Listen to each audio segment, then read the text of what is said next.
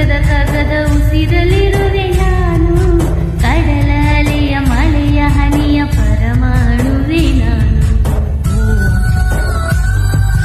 ಹೊಸದು ಹೊಸದು ಹೆಸರ ಹೊಸದು ಕರೆವೆ ನನ್ನ ನೀನು, ನನದು ನಿನದು ನಡುವೆ ನೀನೆ ಜೋಡಿ ಕಟ್ಟಿದವನು ನಾನಿರುವೆನು.